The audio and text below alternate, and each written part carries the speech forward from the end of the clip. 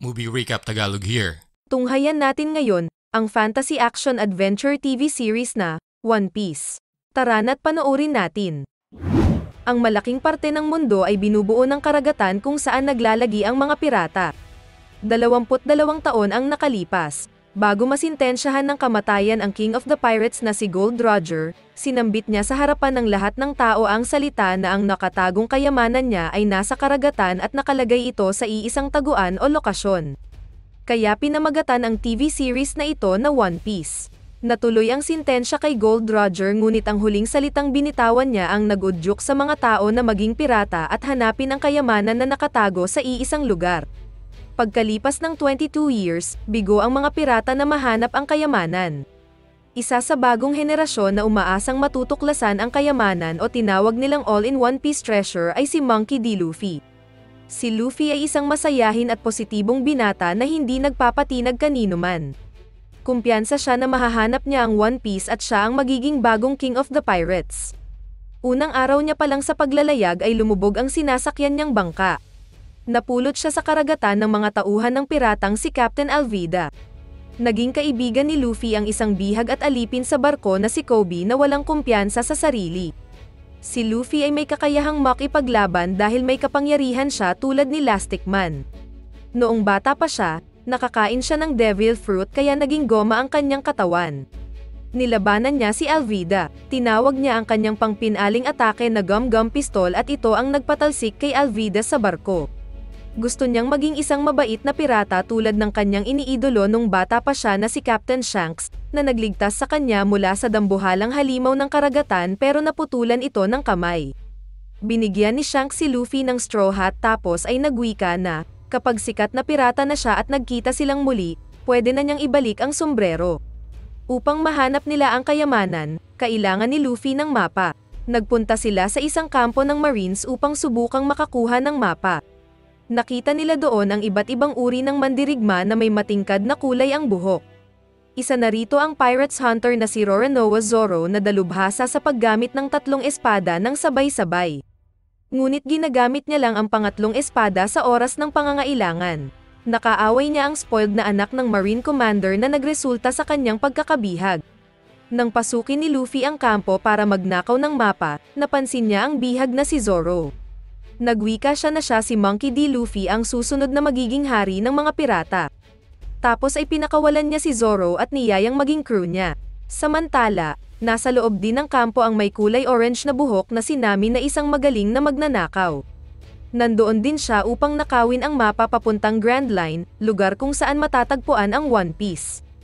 Gayunpaman, ang espesyal na mapa ay nasa pag-iingat ng commander. Hindi nagtagal ay nagawa nilang makuha ang vault na pinaglalagyan ng mapa sa opisina ng commander. Ngunit sa pagkakataong iyon ay kailangan nilang labanan ang lahat ng Marines sa kampo. Nagkaisa silang 3 na labanan ang mga Marines kahit na tinanggihan nila na maging crew sila ni Luffy. Panghuli nilang nilabanan ang commander na si Axehand Morgan. Dahil matinding kalaban si Commander Morgan, ginamit ni Zoro ang pangatlong espada gamit ang bibig. Katawa-tawa man, sa huli ay may silbi ang paggamit niya ng pangatlong espada. Habang papatakas sila, nagdesisyon si Kobe na huwag sumama dahil ayaw niyang maging pirata at gusto niyang maging marino. Nalungkot man ay sinuportahan ni Luffy ang pangarap ni Kobe, na nagsabing sa susunod na pagkikita nila ay baka magkalaban sila. Ngunit sa ngayon ay magkaibigan sila, wika ni Luffy. Sa wakas ay nabuksan ni Nami the Navigator ang vault na pinaglalagyan ng mapa patungong Grand Line. Ipinaliwanag ni Nami na ang karagatan ay nahahati sa 4 na quadrant na may mahabang kalupaan sa gitna pababa na tinawag na Red Line. Ang Grand Line ay nasa kahabaan ng Ecuador kung saan maraming pirata. Dito rin matatagpuan ang pinakamapanganib na lugar sa planeta. Ang ninakaw nilang mapa ay ang nag-iisang mapa ng Grand Line kaya napaka-espesyal nito.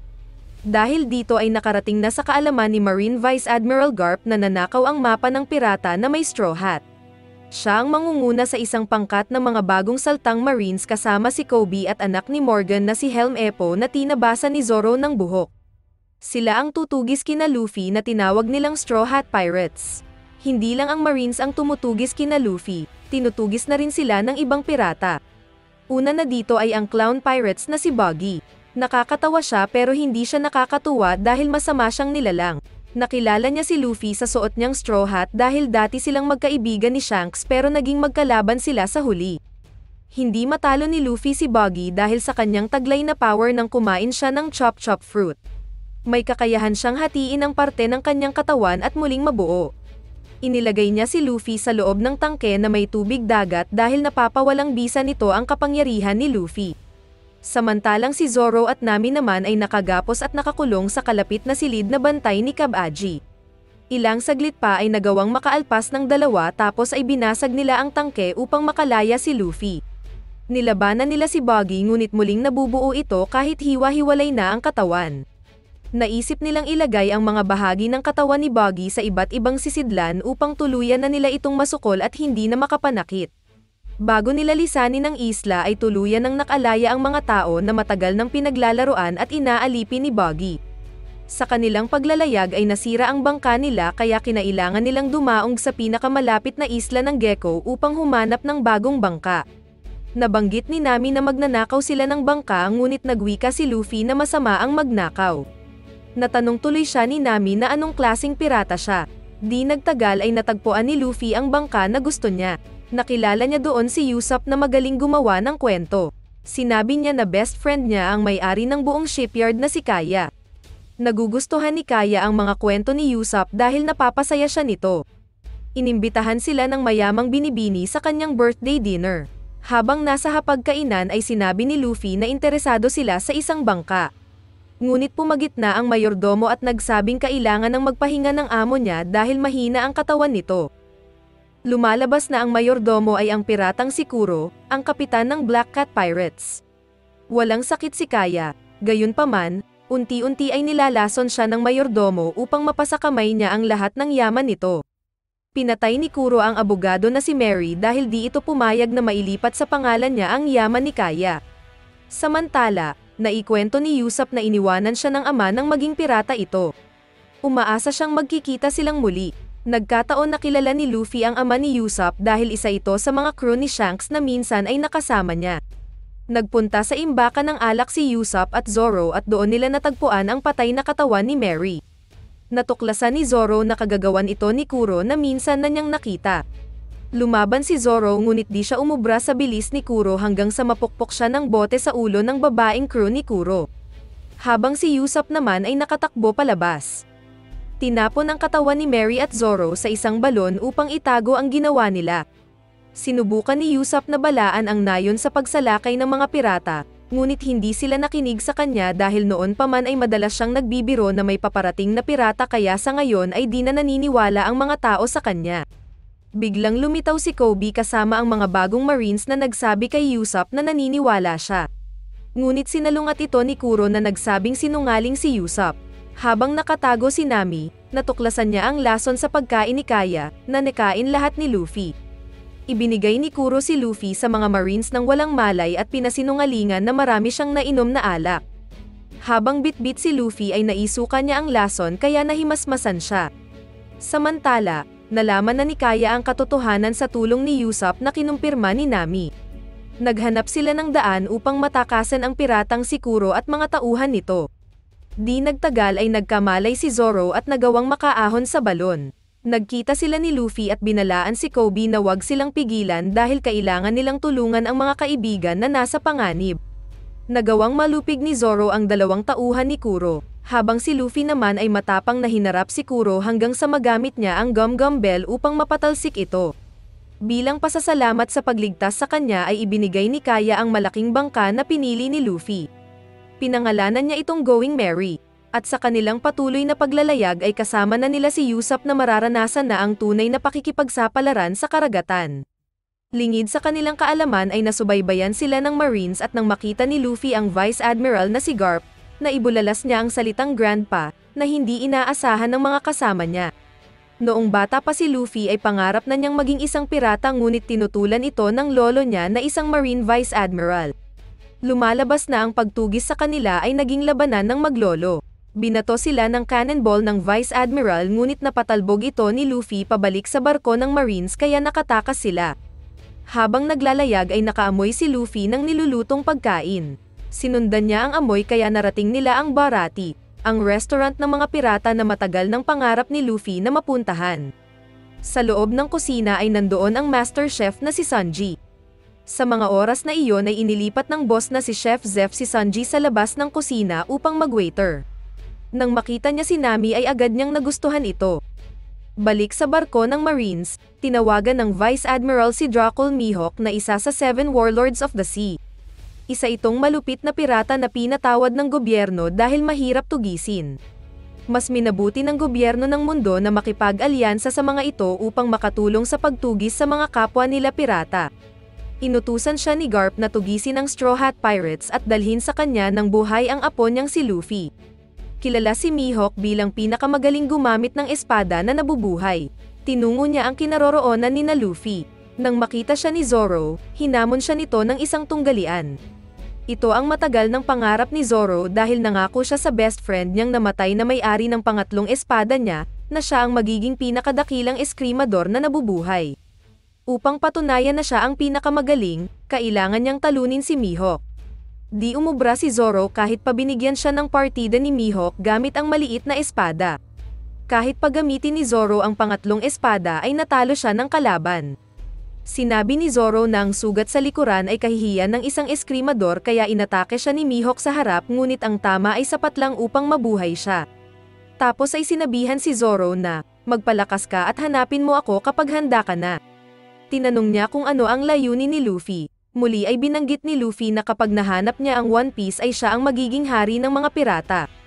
Hinangaan ni Mihawk ang taas ng pangarap ni Luffy kaysa labanan siya. Pansamantala ay isinantabi niya ang utos ng Vice Admiral at hinayaan si Luffy sa layunin niya. Sumunod na tumugis kay Luffy ay ang Fishman Pirates sa pamumuno ni Captain Arlong na nagsabing siya ang may-ari ng East Blue. Nasundan nila si Luffy dahil nabihag nila si Buggy na ang tenga ay matagal nang nagtatago sa sombrero ni Luffy. Nilabanan ni Luffy ang fishman na si Arlong, ngunit malakas na nilalang ito kaya hindi umubra ang gum-gum power niya. Lalo na nang masabuyan siya ng tubig dagat. Biglang lumitaw si Nami at nagsabing nasa kanya ang mapa. Inamin ni Nami na matagal na siyang miyembro ng Fishman Pirates. Hindi naniniwala si Luffy na nagtaksil si Nami at alam niyang may ibang dahilan ang kaibigan. Nagwika si Nami kay Arlong na wag sayangin ang oras sa pagpatay kay Luffy at hayaan na lang itong malunod sa dagat. Bago matuluyan si Luffy ay sinagip siya ni Sanji. Sa wakas ay bumalik na ang malay ni Zoro. Sunod na gagawin nila ay bawiin ang mapa at i-rescue si Nami. Pangarap ni Sanji na marating ang All Blue na isang legendary restaurant kung saan matatagpuan ang sangkap mula sa 4 na parte ng karagatan kaya sumama siya sa paglalakbay ng Straw Hat Pirates. Noong bata siya ay nabihag siya ng kinatatakutang chef pirates na si Zeff. Subalit lumubog ang barkong sinasakyan nila at sila lang ang nakaligtas at napadpad sila sa isang malaking bato. Ibinigay ni Zeff ang maliit na bag ng pagkain kay Sanji at sa kanya ang malaki. Makalipas ng 70 days na natrap sila sa gitna ng dagat, naubos ang pagkain ng bata at inakala niya na ginugulangan siya ni Zeff. Ang hindi niya alam ay walang pagkain ang malaking bag. Upang makasurvive, kinain ni Zeff ang sariling binti. Ginawa niya ito dahil gusto niyang mabuhay ang bata at ipagpatuloy nito ang pangarap niyang mahanap ang ingredients na sa All Blue lang makikita. Sa tulong ni Buggy na lihim na nakuha ni Luffy, masusundan nila ang mga fishman para ma-rescue si Nami. Matatagpuan ang headquarter ni na Arlong sa sinakop nilang Kanomi Island kung saan lumaki si Nami. Si Arlong man ang nakapatay sa ina niya, nagtaksil siya sa mga kanayan sa Coco Village at sumama bilang crew ni Arlong. Ngayong kasama na siyang muli ni Arlong, inutusan siya nitong mangolekta ng buwis sa Coco Village. Sinabi ni Luffy na hindi siya masama, ngunit patuloy na nagtaksil si Nami sa kanila, kahit na masama ito sa loob niya. Noon ay nagawang mag-join ni Nami sa grupo ni Arlong dahil sa isang kasunduan na kung makakapagbigay siya ng 100 milyong berry o halaga ay maaari niyang bilhin ang kalayaan ng Coco Village. Dumating ang oras na sapat na ang nakolektang pera ni Nami upang mabawi kay Arlong ang nayon nila. Gayunpaman, nakipagsabuatan si Arlong sa Marine Captain na si Nezumi na pinaratangan siya ng pandarambong sa laki ng halaga na naipon niya. Gumuho ang lahat kay Nami at sa galit ay gusto niyang mabura ang tin-ato sa kanya ng fishman. Mabuti na lang ay nandoon si Luffy na napigilan siyang saktan ang sarili. Nang humingi siya ng tulong kay Luffy, isinuot sa kanya ni Luffy ang sombrero bago binanggit ang salitang, "Of course I will." Kinabukasan, Kasama ang lahat ng crew ni Luffy, nilusob nila ang Arlong Park na kampo ng mga fishmen. Lumaban si Sanji sa pamamagitan lang ng pagsipa sa mga kalaban. Si Zoro ay muling ipinamalas ang husay niya sa paggamit ng espada. Samantalang si Usopp ay ginamit ang espesyal na bala sa tirador ngunit nagpausok lang ito. Binawi ni Nami ang mapa tapos ay hinarap ni Luffy si Arlong na nag-aabang. Sinabi ni Arlong na gusto niyang wakasan ang pang-aalipin sa kanila ng mga tao at gusto niyang sila naman ang maghari sa mundo. Galit na sinabi ni Luffy na walang sino man ang pwedeng manakit sa kanyang mga kaibigan. Samantala, nakiusap si Buggy na pakawalan ang ulo niya upang makabalik ito sa katawan niya at makatulong sa kanila. Ngunit nang mabuo siya ay agad siyang tumakas. Balik kay Luffy, nilabanan niya si Arlong na kakaiba ang taglay na lakas na tila imposibleng matalo. Sinabi ni Luffy na maaaring hindi niya matatalo si Arlong, ngunit kaya niyang wasakin ang lahat ng binuo ni Nami na mapa para matigil na ang kanyang paghahari-harian. Sinimulang wasakin ni Luffy ang templo kung saan nakalagay ang mga mapa. Tapos ay ginamit niya ang Gum Gum Gatling bago pinakawalan ang panghuling the moves niya na Gum Gum Battle Axe na dahilan upang mawasak ang buong templo at matalo niya sa laban si Arlong. Kinagabihan ay nagdiwang ang nayon sa tagumpay ng Straw Hat Pirates. Ngunit hindi pa tapos ang laban nila dahil maya-maya lang ay dumating ang lolo ni Luffy na Vice Admiral at pinaaresto sila. Subalit nandoon si Kobe na pinigilan ang Vice Admiral at nagsabing hindi ang Straw Hat Pirates ang nanggulo sa nayon kundi ang mga fishmen sa pamumuno ni Arlong. Sa wakas ay naging mabuting marine si Helm Eppo na sumang-ayon sa pagtatanggol ni Kobe kay Luffy. Hinarap ng Vice Admiral ang apo niya. Sinubukan ni Luffy na lumaban ngunit nabigyan siya ng isang straight jab ng kanyang lolo. Tapos ay binitbit siya pataas at sinabi sa kanyang hindi pa siya handa. Ngunit muling iginiit ni Luffy na hindi siya susuko sa pangarap niya at hahanapin ang One Piece upang siya ang maging King of the Pirates tulad ni Gold Roger. Sa huli ay suko ang lolo niya sa katigasan ng ulo niya at pinabayaan na lang siya sa kanyang layunin. Kinabukasan ay pinasyalan siya ni Kobe upang ibalita sa kanya na wanted siya dead or alive. Imbis na mag-alala ay natuwa si Luffy dahil isa ito sa mga pangarap niya. Ang magkaroon ng poster at makasama sa listahan ng mga most wanted na pirata. Nang magpaalam sila sa isa't isa ay nagbilin si Luffy kay Kobe na maging mabuti siyang marine at si Kobe naman ay sinabihan siyang maging mabuting pirata. Tapos ay ipinagmalaki ni Luffy sa mga crew niya na wanted siya. Nalaman ng lahat ang impormasyon na wanted si Luffy dead or alive at siya ang may pinakamalaking patong sa ulo na 30 milyon. Dahil dito ay nagka-interes ang lahat ng dating nakalaban niya na patayin siya at mga crew niya.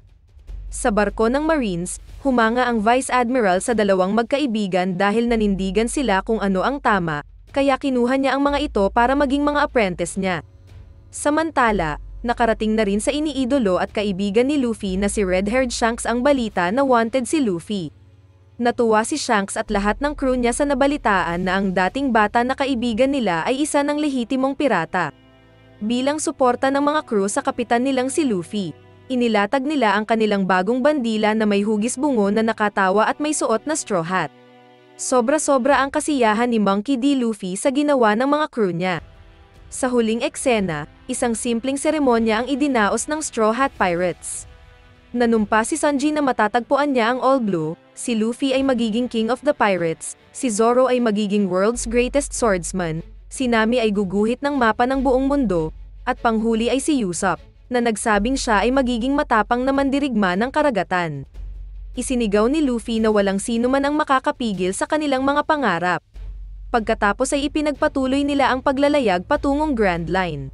Pahabol na eksena, makikita ang isang misteryosong nilalang na sabay na hinihit-hit ang dalawang sigarilyo at sinisira ang poster ni Luffy na wanted, dead or alive.